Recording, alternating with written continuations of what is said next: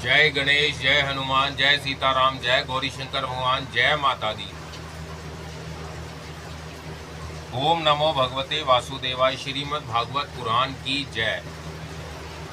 ओम नमो भगवते वासुदेवाय। श्रीमद् भागवत महापुराण छठा स्कंद पहला अध्याय अजामिलोपाख्यान का प्रारंभ। राजा परीक्षित ने कहा, भगवान आप पहले निवर्ती मार्ग का वर्णन कर चुके हैं तथा यह बतला चुके हैं कि उसके द्वारा अर्चित आदि मार्ग से जीव क्रमशः ब्रह्मलोक में पहुंचता है और फिर ब्रह्मा के साथ मुक्त हो जाता है। मुनिवर, इसके सिवा आपने उस प्रवृत्ति मार्ग का भी भली भांति वर्णन किया है जिससे त्रिगुणमयी स्वर्ग आदि लोकों की प्राप्ति होती है और प्रकृति का संबंध ना छूटने के कारण जीवों को बार बार जन्म मृत्यु के चक्कर में आना पड़ता है।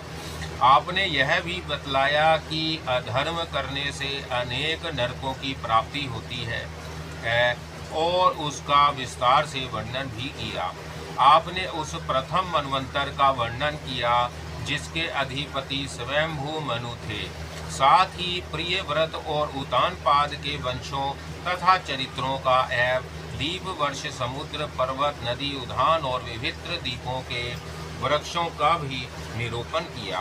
भूमंडल की स्थिति, उसके द्वीप वृक्ष आदि विभाग, उनके लक्षण तथा परिमाण, नक्षत्रों की स्थिति, अतल वितल आदि भू विवर और भगवान ने इन सब की जिस प्रकार सृष्टि की उसका वर्णन भी सुनाया।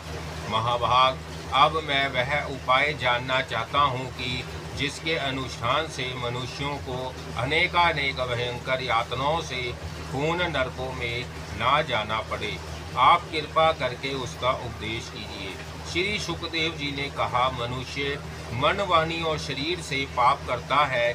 यदि वह उन पापों का इसी जन्म में प्रायश्चित ना कर ले तो मरने के बाद उसे अवश्य ही उन भयंकर यातना पूर्ण नरकों में जाना पड़ता है जिनका वर्णन मैंने तुम्हें सुनाया है।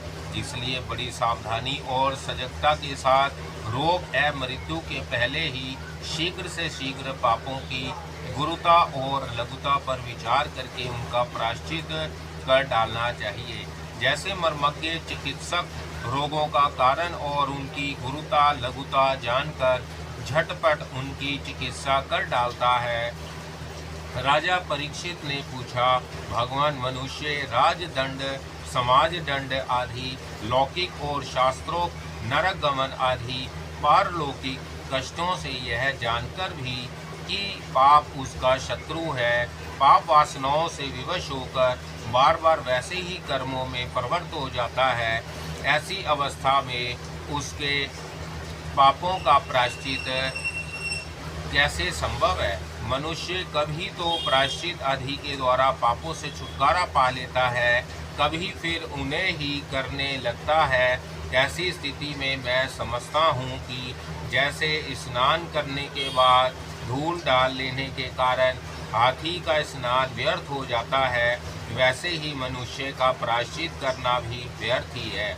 श्री सुखदेव जी ने कहा, वस्तुतः कर्म के द्वारा ही कर्म का निर्बीज नाश नहीं होता, क्योंकि कर्म का अधिकारी अज्ञानी है। अज्ञान रहते पाप वासनाएं सर्वथा नहीं मिट सकती। इसलिए सच्चा प्रायश्चित तो तत्व ज्ञान ही है। जो पुरुष केवल सुपथ्य का ही सेवन करता है उसे रोग अपने वश में नहीं कर सकते। वैसे ही परीक्षित, जो पुरुष नियमों का पालन करता है वह धीरे धीरे पाप वासनाओं से मुक्त हो कल्याणप्रद तत्व ज्ञान प्राप्त करने में समर्थ होता है। जैसे बांसों के झुरमुट में लगी आग बांसों को जला डालती है, वैसे ही धर्मज्ञ और श्रद्धावान धीर पुरुष तपस्या, ब्रह्मचार्य, इंद्रिया दमन, मन की स्थिरता, दान, सत्य, बाहर भीतर की पवित्रता तथा यम एवं नियम, इन 9 साधनों से मन, वाणी और शरीर द्वारा किए गए बड़े से बड़े पापों को भी नष्ट कर देते हैं। भगवान की शरण में रहने वाले भक्तजन जो विरले ही होते हैं, केवल भक्ति के द्वारा अपने सारे पापों को उसी प्रकार भस्म कर देते हैं जैसे सूर्य कुहरे को। परीक्षित, पापी पुरुष की जैसी शुद्धि भगवान को आत्मसमर्पण करने से और उनके भक्तों का सेवन करने से होती है, वैसी तपस्या आदि के द्वारा नहीं होती। जगत में यह भक्ति का पथ ही सर्वश्रेष्ठ, भय रहित और कल्याण स्वरूप है, क्योंकि इस मार्ग पर भागवत परायण सुशील साधुजन चलते हैं। परीक्षित, जैसे शराब से भरे घड़ों को नदियां पवित्र नहीं कर सकती, वैसे ही बड़े बड़े प्रायश्चित बार बार किए जाने पर भी भागवत ही मुख मनुष्य को पवित्र करने में असमर्थ है। जिन्होंने अपने भागवत गुणानुरागी मन मधुकर को भगवान श्री कृष्ण के चरणविंद का मकरंद एक बार पान करा दिया, उन्होंने सारे प्रायश्चित कर लिए। वह स्वप्न में भी यमराज और उनके पासधारी दूतों को नहीं देखते, फिर नरक की तो बात ही क्या है। परीक्षित, इस विषय में महात्मा लोग एक प्राचीन इतिहास कहा करते हैं। उसमें भगवान विष्णु और यमराज के दूतों का संवाद है। तुम मुझसे उसे सुनो। कन्याकुब्ज नगर में एक दासीपति ब्राह्मण रहता था। उसका नाम था अजामिल। दासी के संसर्ग से दूषित होने के कारण उसका सदाचार नष्ट हो चुका था। वह पति कभी बेटियों को बांधकर उन्हें लूट लेता,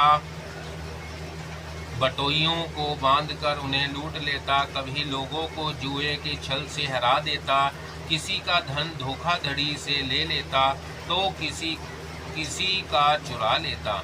इस प्रकार अत्यंत निंदनीय वृत्ति का आश्रय लेकर वह अपने कुटुंब का पेट भरता था और दूसरे प्राणियों को बहुत ही सताता था।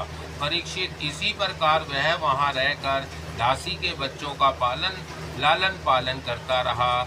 इस प्रकार उसकी आयु का बहुत बड़ा भाग 28 वर्ष बीत गया। बूढ़े अजामिल के 10 पुत्र थे। उसमें सबसे छोटा का नाम था नारायण। माँ बाप उससे बहुत प्यार करते थे। वृद्ध अजामिल ने अत्यंत मोह के कारण अपना संपूर्ण हृदय अपने बच्चे नारायण को सौंप दिया था।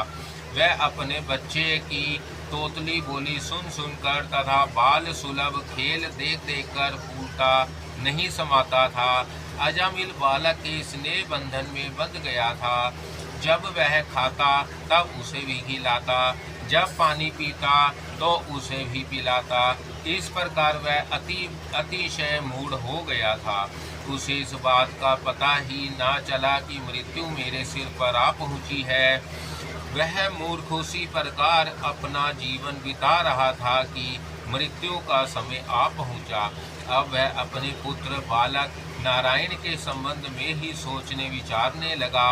इतने में ही अजामिल ने देखा कि उसे ले जाने के लिए अत्यंत भयावने 3 यमदूत आए हैं। उनके हाथों में फांसी है, मुंह टेढ़े टेढ़े हैं और शरीर के रोए खड़े हुए हैं। उस समय बालक नारायण वहां से कुछ दूरी पर खेल रहा था। यमदूतों को देखकर अजामिल अत्यंत व्याकुल हो गया और उसने बहुत ऊंचे स्वर से पुकारा, नारायण। भगवान के पार्षदों ने देखा कि यह मरते समय हमारे स्वामी नारायण का नाम ले रहा है, उनके नाम का कीर्तन कर रहा है। अतः वह बड़े वेग से झटपट वहां आ पहुँचे। उस समय यमराज के दूत दासीपति अजामिल के शरीर में से उसके सूक्ष्म शरीर को खींच रहे थे। विष्णु दूतों ने उन्हें बलपूर्वक रोक दिया। उनके रोकने पर यमराज के दूतों ने उनसे कहा, अरे धर्मराज की आज्ञा का निषेध करने वाले तुम लोग हो कौन? तुम किसके दूत हो? कहाँ से आए हो? और इसे ले जाने से हमें क्यों रोक रहे हो? क्या तुम लोग कोई देवता, उपदेवता अथवा सिद्ध श्रेष्ठ हो? हम देखते हैं कि तुम सब लोगों के नेत्र कमल दल के समान कोमलता से भरे हैं। तुम पीले पीले रेशमी वस्त्र पहने हो। तुम्हारी सिर पर मुकुट, कानों में कुंडल और गलों में कमल के हार लहरा रहे हैं। सबकी नई अवस्था है। सुंदर सुंदर 4 भुजाएं हैं। सभी को कर कमलों में धनुष, तरकस, तलवार, गदा, शंख, चक्र, कमल आदि सुशोभित है। तुम लोगों की अंग कांति से दिशाओं का अंधकार और प्राकृत प्रकाश भी दूर हो रहा है। हम धर्मराज के सेवक हैं, हमें तुम लोगों क्यों रोक रहे हो? श्री सुखदेव जी कहते हैं, परीक्षित, जब यमदूतों ने इस प्रकार कहा तब भगवान नारायण के आज्ञाकारी पार्षदों ने हंसकर मेघ के समान गंभीर वाणी से उनके प्रति यो कहा। भगवान के पार्षदों ने कहा, यमदूतों, यदि तुम लोग सचमुच धर्मराज के आज्ञाकारी हो तो हमें धर्म का लक्षण और धर्म का तत्व सुनाओ। दंड किस प्रकार दिया जाता है? दंड का पात्र कौन है? मनुष्य में सभी पापाचारी दंडनीय है अथवा उनमें से कुछ ही? यमदूत ने कहा, वेदों ने जिन कर्मों का विधान किया है वह धर्म है और जिनका निषेध किया है वह अधर्म है। वेद स्वयं भगवान के स्वरूप है, वह उनके स्वाभाविक श्वास प्रश्वास एवं स्वयं प्रकाश ज्ञान है। ऐसा हमने सुना है। जगत के रजोमय, सत्वमय और तमोमय सभी पदार्थ, सभी प्राणी अपने परम आश्रय भगवान में ही स्थित रहते हैं। वेद ही उनके गुण, नाम, कर्म और रूप आदि के अनुसार उनका यथोचित विभाजन करते हैं। जीव शरीर अथवा मनोवृत्तियों से जितने कर्म करता है उसके साक्षी रहते हैं। सूर्य, अग्नि, आकाश, वायु, इंद्रियां, चंद्रमा, साधे, रात दिन, दिशाएं, जल, पृथ्वी, काल और धर्म, इसके द्वारा धर्म का पता चल जाता है और तब दंड के पात्र का निर्णय होता है। पाप कर्म करने वाले सभी मनुष्य अपने कर्मों के अनुसार दंडनीय होते हैं। निष्पाप पुरुषों, जो प्राणी कर्म करते हैं उनका गुणों से संबंध रहता ही है, इसलिए सभी से कुछ पाप और कुछ पुण्य होते ही है। और देवान होकर कोई भी पुरुष कर्म किए बिना रह ही नहीं सकता। इस लोक में जो मनुष्य जिस प्रकार का और जितना धर्म सा धर्म करता है वह परलोक में उसका उतना और वैसा ही फल भोगता है। देव शिरोमणियों, सत्व, रज और तम, इन तीन गुणों के भेद के कारण इस लोक में भी तीन प्रकार के प्राणी दिख पड़ते हैं। पुण्यात्मा, पापात्मा और पुण्य पाप दोनों से युक्त, अथवा सुखी दुखी और सुख दुख दोनों से युक्त। वैसे ही परलोक में भी उनकी त्रिविधता का अनुमान किया जाता है। वर्तमान समय ही भूत और भविष्य का अनुमान करा देता है, वैसे ही वर्तमान जन्म के पाप पुण्य भी भूत और भविष्य जन्मों के पाप पुण्य का अनुमान करा देते हैं। हमारे स्वामी अजन्मा भगवान सर्वज्ञ यमराज सबके अंत कारणों में ही विराजमान है, इसलिए वह अपने मन से ही सबके पूर्व रूपों को देख लेते हैं। वह साथ ही उनके भावी स्वरूप का भी विचार कर लेते हैं। जैसे सोया हुआ ज्ञानी पुरुष स्वप्न के समय प्रतीत हो रहे हैं, कलिपत शरीर को ही अपना वास्तविक शरीर समझता है, सोए हुए अथवा जागने वाले शरीर को भूल जाता है, वैसे ही जीव भी अपने पूर्व जन्मों की याद भूल जाता है और वर्तमान शरीर के सिवा पहले और पिछले शरीरों के संबंध में कुछ भी नहीं जानता। सिद्ध पुरुषों, जीव इस शरीर में 5 कामेंद्रियों से लेना देना, चलना फिरना आदि काम करता है। 5 ज्ञान इंद्रियों से रूप रस आदि 5 विषयों का अनुभव करता है और 16वें मन के साथ 17वां वह स्वयं मिलकर अकेले ही मन, ज्ञान इंद्रियां और कामेंद्रियां इन तीनों के विषयों को भोगता है। जीव का यह 16वां कला और सत्वादि 3 गुणों वाला लिंग शरीर अनादि है। यही जीव को बार बार हर्ष, शोक, भय और पीड़ा देने वाले जन्म मृत्यु के चक्कर में डालता है। जो जीव अज्ञानवश काम, क्रोध, मोह, लोभ, मोह, मद, मत्सर इन 6 शत्रुओं पर विजय प्राप्त नहीं कर लेता, उसे इच्छा न रहते हुए भी विभिन्न वासनाओं के अनुसार अनेकों कर्म करने पड़ते हैं। वैसी स्थिति में वह रेशमी के कीड़े के समान अपने को कर्म के जाल में जकड़ लेता है और इस प्रकार अपने हाथों को मोहों का शिकार बन जाता है। कोई शरीरधारी जीव बिना कर्म किए कभी एक क्षण भी नहीं रह सकता। प्रत्येक प्राणी के स्वाभाविक गुण बलपूर्वक विवश करके उससे कर्म कराते हैं। जीव अपने पूर्व जन्मों के पाप पुण्यमय संस्कारों के अनुसार स्थूल और सूक्ष्म शरीर प्राप्त करता है। उसकी स्वाभाविक प्रबल वासनाएं कभी उसे माता के जैसा बना देती हैं तो कभी पिता के जैसा। प्राकृतिक का संसर्ग होने से ही पुरुष अपने को अपने वास्तविक स्वरूप के विपरीत लिंग शरीर मान बैठा है। यह विपर्य भगवान के भजन से शीघ्र ही दूर हो जाता है। देवताओं, आप जानते ही हैं कि यह अजामिल बड़ा शास्त्रज्ञ था। शील, सदाचार और सद्गुणों का तो यह खजाना ही था।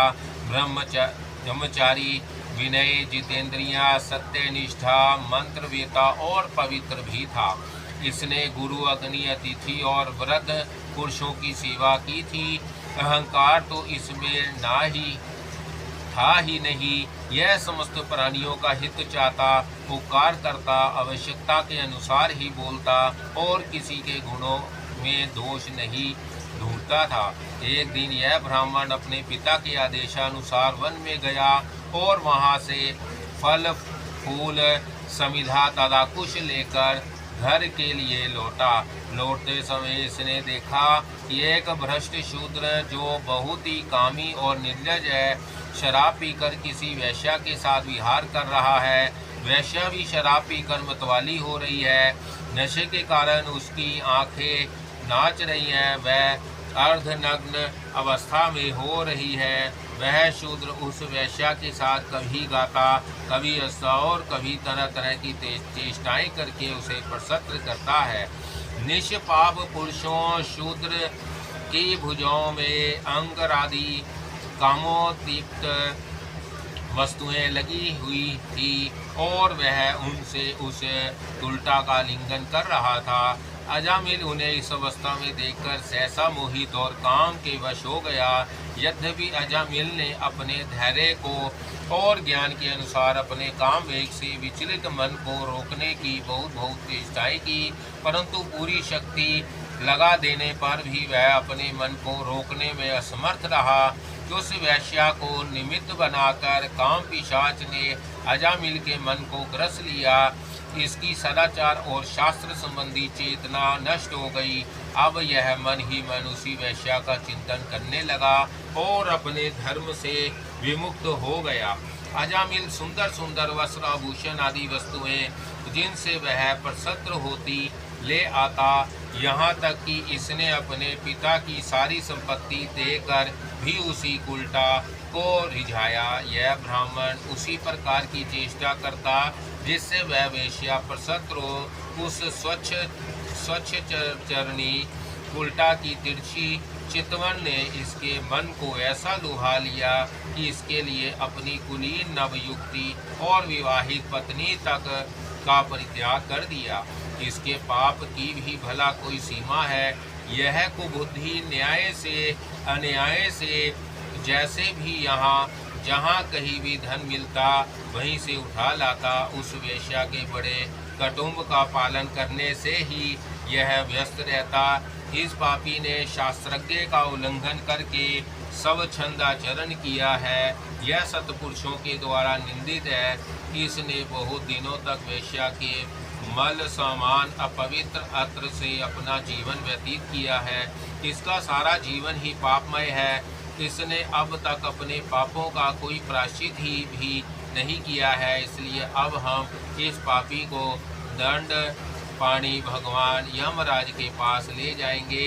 वहाँ यह अपने पापों का दंड भोगकर शुद्ध हो जाएगा।